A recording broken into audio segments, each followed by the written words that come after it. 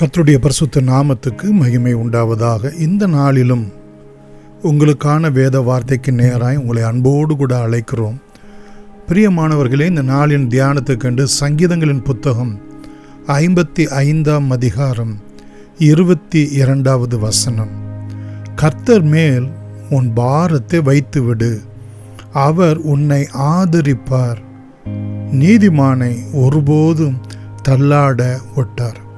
அந்த நாட்களிலே பாரம் சுமந்து வருகிறவர்கள் தங்கள் பாரத்தை இறக்கி வைப்பதற்கு ஆங்காங்கே சுமை தாங்கி என்கிற ஒரு கல்லை வைத்திருப்பார்கள்.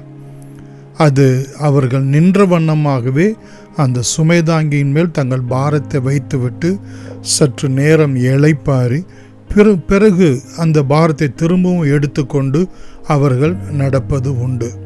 பிரியமானவர்களே, அப்படிப்பட்டதான ஒரு சுமை தாங்கியாக நம்ம பாரத்தை நாமே எடுத்துக்கொண்டு திரும்பவும் நடக்கத்தக்கதாக அல்ல.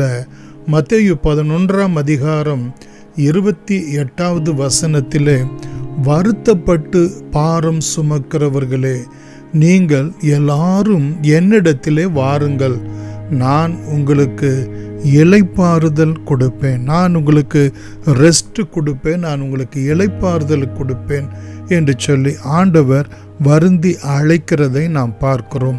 பிரியமானவர்களே, நம்முடைய வாழ்க்கையில் உள்ளதான பாரங்கள் என்னென்ன என்று சொன்னால், பிரியமான இந்த பாரத்தை நாம் எப்படியாக நாம் கர்த்தர் மேல் வைப்பது என்பதை குறித்து நாம் வேதத்திலே நாம் பார்ப்போம் என்று சொன்னால், சங்கீதங்களின் புத்தகம் 27ஆம் அதிகாரம் 14வது வசனத்திலே, கர்த்தருக்கு காத்திரு, அவர் உன் இருதயத்தை ஸ்திரப்படுத்துவார், திடமனதாயிருந்து கர்த்தருக்கு காத்திரு. ஆண்டவர் மேல் காத்திருத்தல், நம்முடைய பாரத்தை நாம் சுமக்காமல் தேவ சமூகத்திலே காத்திருப்பது என்பது, அவரை நோக்கி காத்திருப்பது என்பது, அவர் நம்முடைய இருதயத்தை பலப்படுத்துகிறார், நம்முடைய மனதை அவர் திடப்படுத்துகிறார் என்று சொல்லி அங்கே நாம் பார்க்கிறோம். இரண்டாவதாக சங்கீதங்களின் புத்தகம் 37ஆம் அதிகாரம் 5வது வசனத்திலே நாம் பார்ப்போம் என்று சொன்னால், உன் வழியை கர்த்தருக்கு ஒப்புவித்து அவர் மேல் நம்பிக்கையாயிரு, அவரே காரியத்தை வாய்க்க பண்ணுவார்.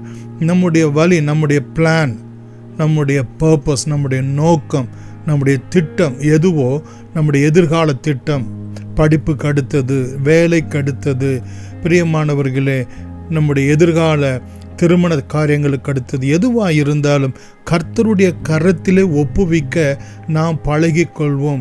அது நம்மை பாரப்படுத்தாதபடிக்கு நம்முடைய காரியத்தை அவர் மகிமையாய் வாய்க்க பண்ணுகிறார் என்று பார்க்கிறோம். 42ஆம் சங்கீதம் 3ஆவதாக 42ஆம் சங்கீதம் 11வது வசனத்தினுடைய பின்பகுதியிலே பார்க்கிறோம், நீ தேவனையே நோக்கி காத்திரு, உன் முகத்திற்கு ரட்சிப்பும் என் தேவனுமாய் இருக்கிறவரை நான் இன்னும் துதிப்பேன். என் முகத்திற்கு ரட்சிப்பாய் இருப்பார். நாம் அவரை நோக்கி காத்திருப்பது என்று சொன்னால், பிரியமானவர்களே, அவருடைய சமூகத்திலே காத்திருப்பது என்பது, அவரை நோக்கி காத்திருப்பது என்பது கொஞ்சம் வித்தியாசம் உண்டு.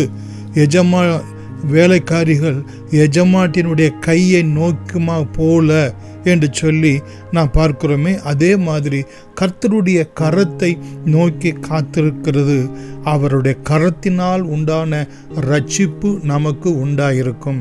மாத்திரமல்ல, 4ஆவதாக சங்கீதங்களின் புத்தகம் 62ஆம் அதிகாரம் 8வது வசனத்திலே பார்க்கிறோம், என் ஜனங்களே, எக்காலத்திலும் அவரை நம்புங்கள், அவருடைய சமூகத்திலே உங்களுடைய இருதயத்தை ஊற்றி விடுங்கள், அவர் நமக்கு அடைக்கலமாய் பாதுகாப்பாய் பராமரிப்பாய் ஒத்தாசையாய் இருக்கிறார் என்று அங்கே நாம் பார்க்கிறோம். அன்னால் தன் இருதயத்தை ஆண்டவருடைய சமூகத்தில் ஊற்றினது போல நாமும் நம்முடைய பாரங்கள், நம்முடைய கண்ணீர்கள், நம்முடைய தேவைகள், நம்முடைய பிரச்சனைகள் எதுவாக இருந்தாலும் ஆண்டவருடைய சமூகத்திலே ஒப்பு கொடுப்போம். பிரியமானவர்களே, நோக்கி காத்திருப்போம். அவருடைய சமூகத்தில் ஊற்றி விடுவோம். அவர் நம்முடைய காரியத்தை வாய்க்க பண்ணுகிறவராய் இருக்கிறார். ஐந்தாவதாக சங்கீதம் 63:8 பார்ப்போம் என்று சொன்னால், என் ஆத்துமா உம்மை தொடர்ந்து பற்றி கொண்டிருக்கிறது, உமது வலதுகரம் என்னை தாங்குகிறது. பிரியமானவர்களே, கர்த்தர் நம்மை தொடர்ந்து நம்மிடத்திலே அன்பு கூறுகிறவராய் இருக்கிறார் என்று சொல்லி அவருடைய காருண்யம் என்கிற வார்த்தையை பார்க்கிறோம்.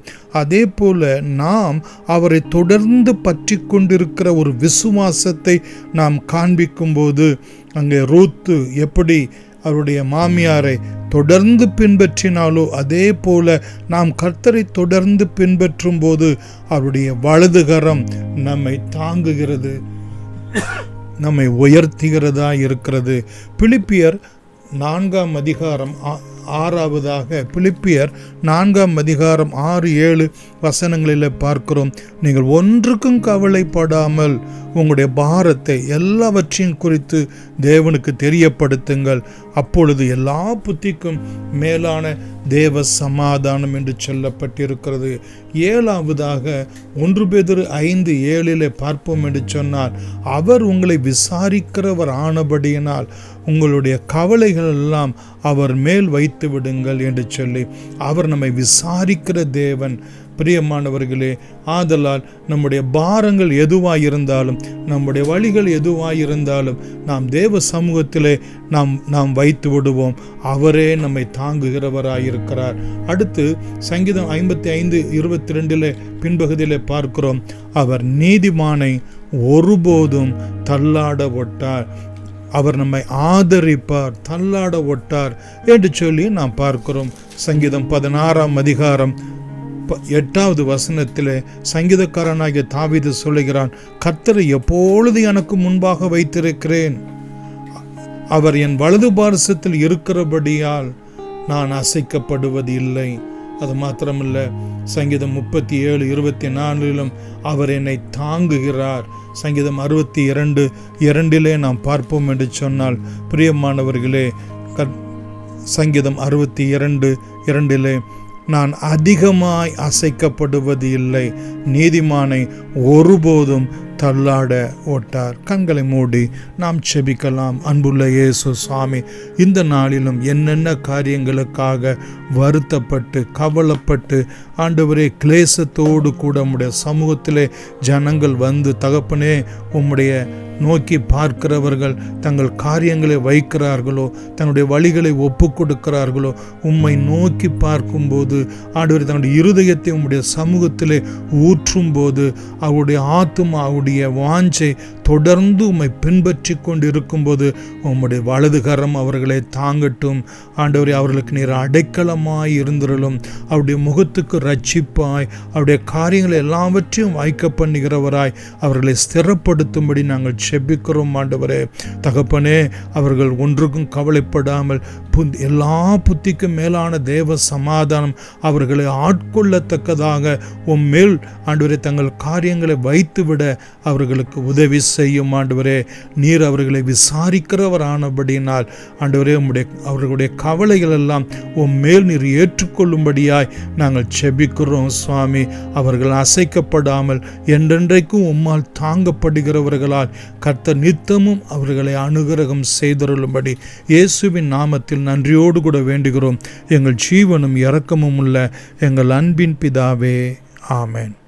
God bless you.